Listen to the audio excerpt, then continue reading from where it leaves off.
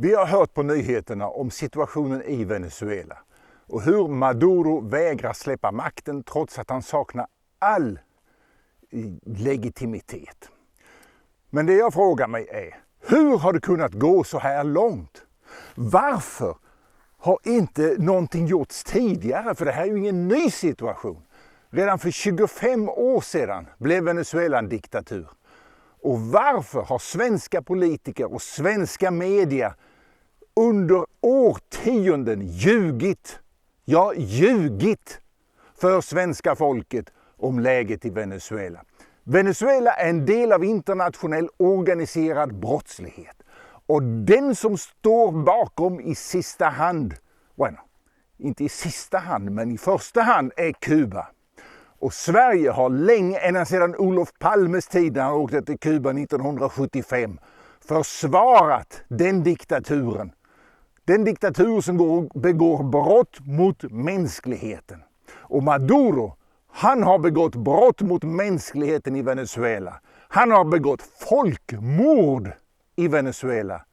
Och svenska regeringen har knipit käft om detta i många år. Varför? Låt oss titta på det.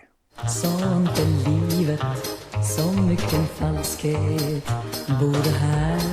Så låt oss gå tillbaka i historien och se några gånger när Sverige har stått på fel sida. Om vi går tillbaka till 1975 så åkte Olof Palme, statsminister, till Kuba. Träffade Fidel Castro, var den första utländske statschef från väst som besökte Kuba efter revolutionen. Och han hyllade revolutionen. Sen sa han visserligen i Hasses hörna 1977 att det var många saker han inte var överens med Fidel Castro om. Och det var nog väl det, för när Fidel Castro tog makten med Raúl Castro, Che Guevara, det första de gjorde det var att arkebusera ett antal personer, inklusive personer som hade hjälpt dem att göra revolution. Och de konfiskerade tillgångar, inklusive av en bekant till mig i Miami. De konfiskerade cementfabriken på Kuba och han hade hjälpt dem att smuggla in vapen för att göra revolutionen. Så den kubanska revolutionen är ingenting annat än en kriminell organisation som begår brott mot mänskligheten. Och det är de som har tagit makten i Venezuela. Först genom att hjälpa Hugo Chávez att bli vald. Först hjälpte de honom att göra 2 militärkupper, blodiga militärkupper 1992. Och sen hjälpte de honom att bli vald i valet 1998 så att han kunde göra om Venezuela till en diktatur 1999. Folket protesterar mot detta.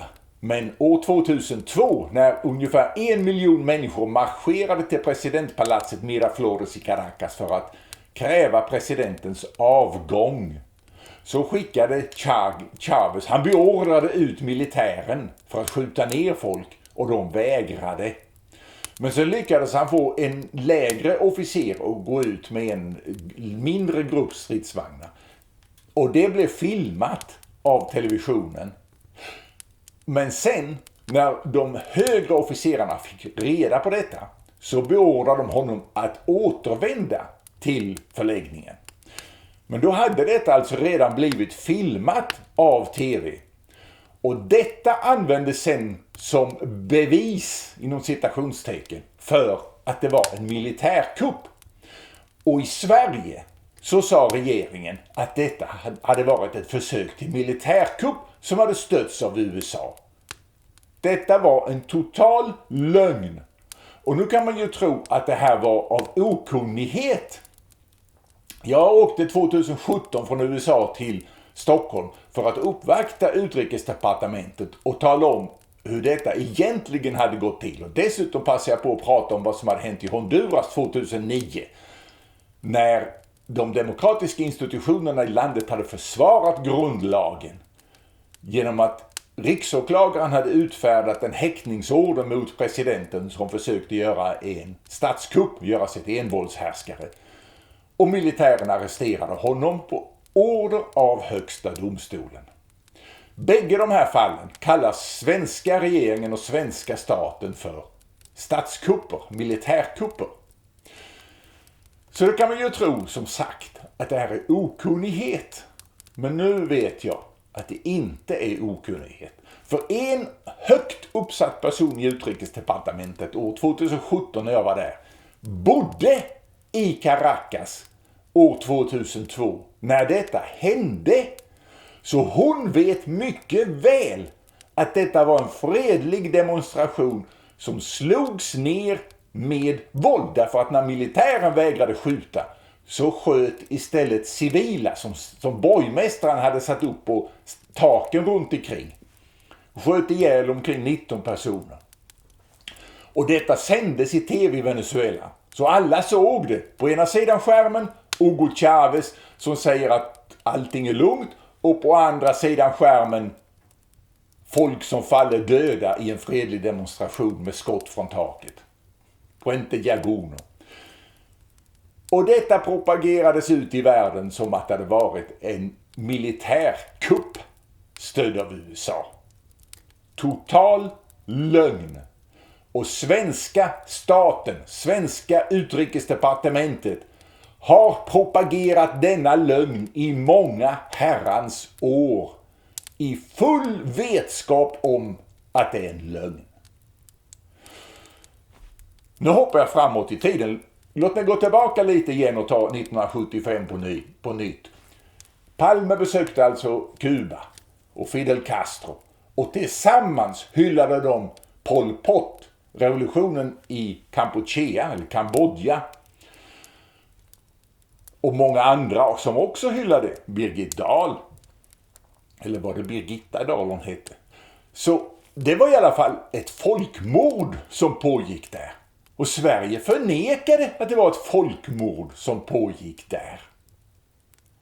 Om vi nu hoppar framåt igen så gjorde Venezuelas diktator Nicolás Maduro ett folkmord. Det började år 2015 när han inte lyckades slå ner protesterna efter presidentvalsfusket år 2013. Då började protester som accelererade. År 2014 så var det så mycket så att de under en månad förlorade kontrollen över en delstat, Táchira, och fick slå ner dem med hjälp av kubansk trupp som flögs in, 10-tusentals soldater från Kuba. För Venezuela står nämligen under kubansk kontroll numera. Maduro är Kubas utsände man och han är inte venezuelan, han är colombian. Men de har förfalskat dokumenten, de har tagit ut alla dokument i Colombia som visade när och var han föddes. Men han är från Ocaña i Norte de Santander, alltså i området Catatumbo där jag blev kidnappad. Därifrån är han. Och alla där är med i ELN. Därför vågar jag påstå, utan att riskera att bli anklagad för lögn, att Nicolás Maduro är gerillamedlem från ELN som åkte till Kuba för att utbildas och sen sändes han till Venezuela. Men hans egentliga syfte har säkert varit att bli president i Colombia.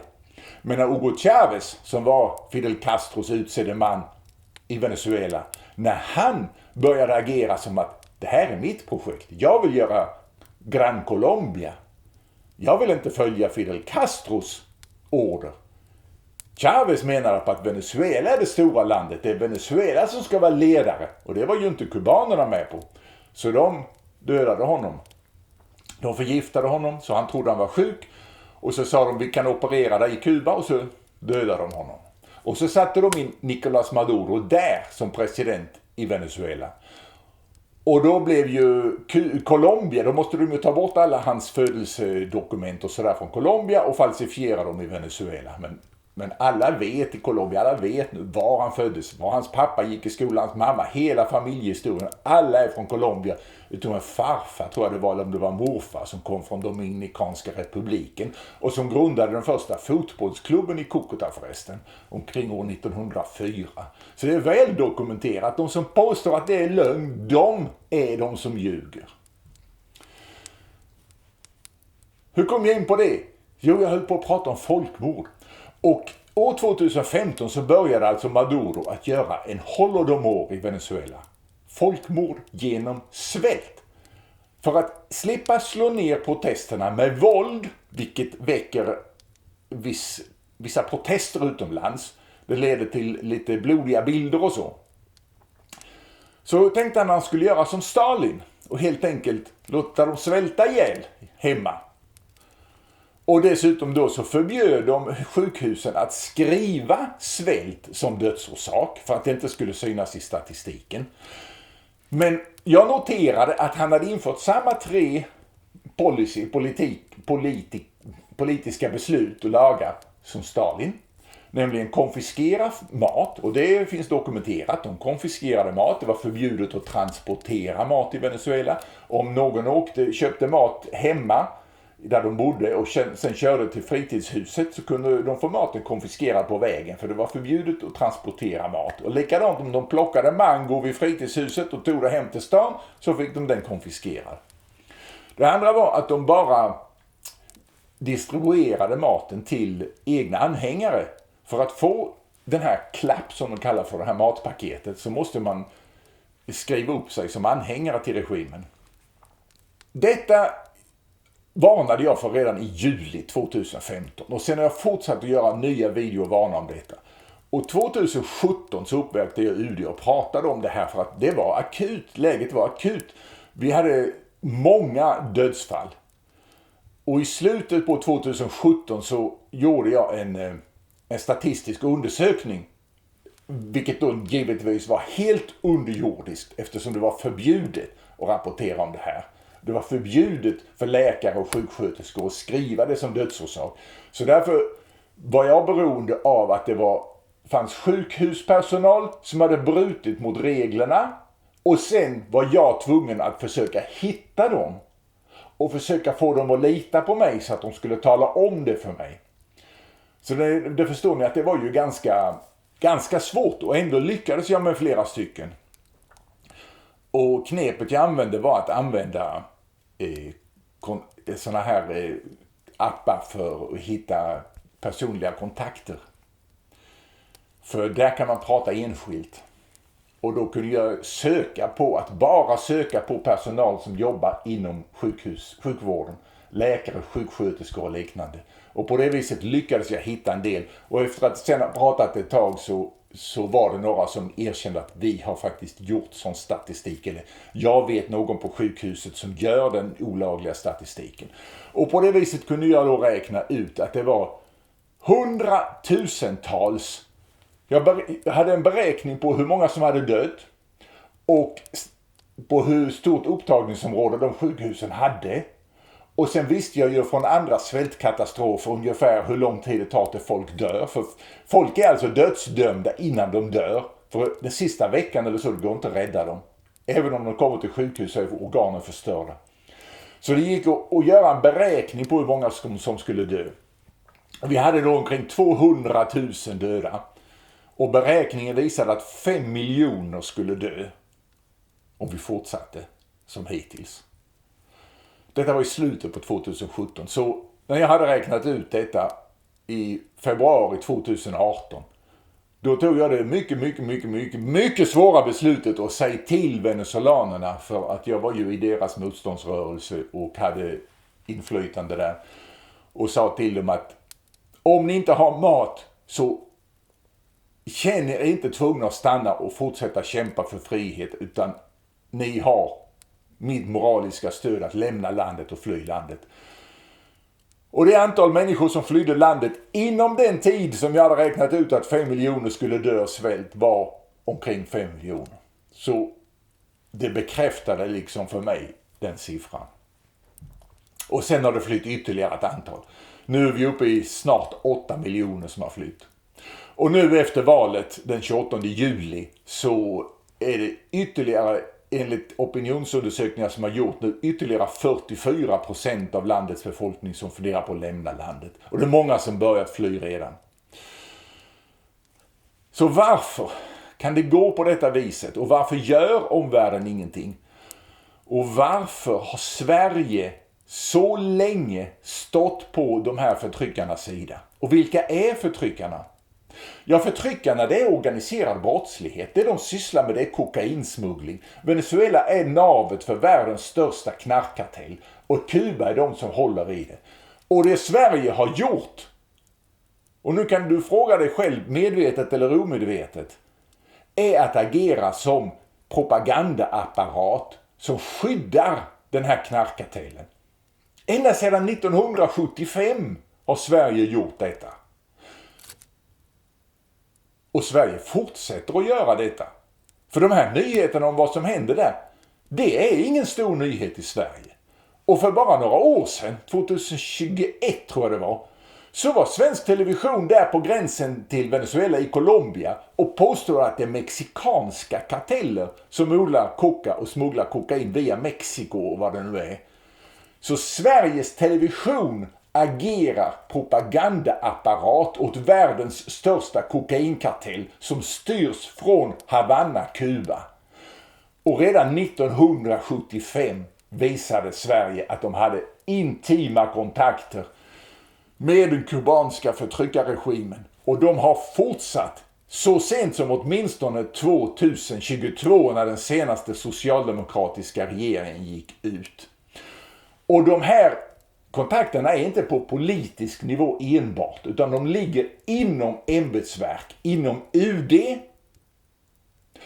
inom polisen, säkerligen inom säkerhetspolisen. Ta det här fallet när Lars Vilks blev mördad här 8 kilometer härifrån med 2 livvakter, och de kallar det för en olycka. Kom ihåg att den här kartellen i Venezuela och Kuba är kopplad intimt till Syrien. Och vilka är det som står bakom brottssyndikaten i Sverige? Vilka var det som mördade Lars Vilks? Jo, syrianska kartellen.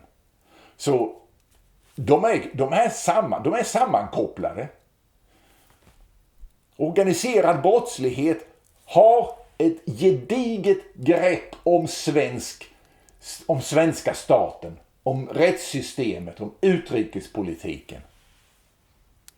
När jag var kidnappad de kidnappade mig i Colombia och förde mig till Venezuela. Och de talade om för mig att svenska UD är inblandat i deras fredsförhandlingar. Vilka nu har kollapsat totalt därför att fredsförhandlingarna existerade bara för att tvätta Maduros rykte i omvärlden.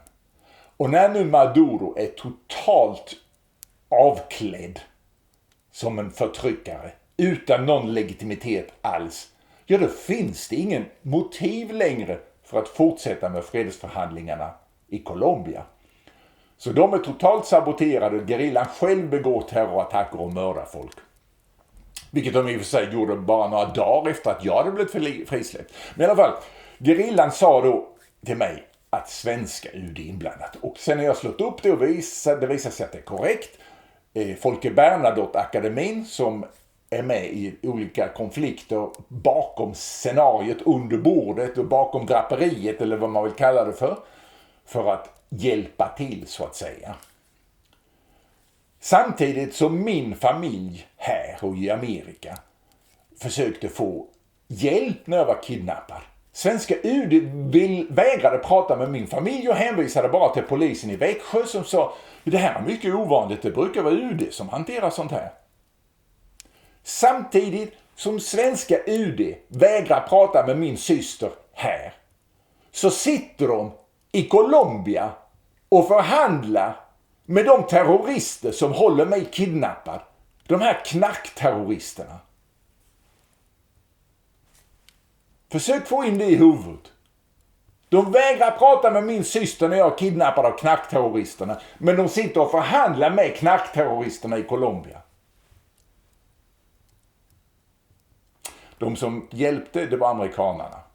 Amerikanerna har massvis med bevis på knarksmuggling som de här håller på med. Och terroristattacker, brottslighet. Och svenska staten och UD sitter och förhandlar med dem. Därför säger jag, Sverige, svenska staten, skyddar internationell organiserad brottslighet på högsta nivå. Den här organisationen är den absolut största, vad jag kan se, största gruppen av organiserad brottslighet i världen. Och Sverige skyddar dem. Vi kan inte få fred och frihet i Sydamerika om inte länder som Sverige slutar att skydda brottslingarna. Det första man måste ha om man ska få fred, det är sanningen. Att lägga fram sanningen om vad som händer. ELN är inga frihetskämpar. De må ha börjat som det. Och det är säkert många som är med på lägre nivå som tror att det är det de sysslar med. Men det de sysslar med är storskalig kokaintransport. Det handlar om tusentals ton kokain per år. Ja, det finns säkert mycket mer att säga, men jag tror jag har sagt väldigt mycket och det börjar bli dags att avsluta det här. Men du får gärna följa min kanal, dela detta, kommentera. Har du observationer så kommentera gärna idéer om andra videor. Och jag har gjort mycket på spanska här därför att det här ämnet är mycket mer känt i Latinamerika. Många fler som reagerar och kommenterar och sprider. Men jag skulle gärna vilja att svenskar också får upp ögonen för det här och sluta tro på de där lögnerna som kommer från Stockholm, SVT och många andra medier som också dansar efter samma pipa. Vi behöver ha ut sanningen i Sverige. Tack för att du tittar.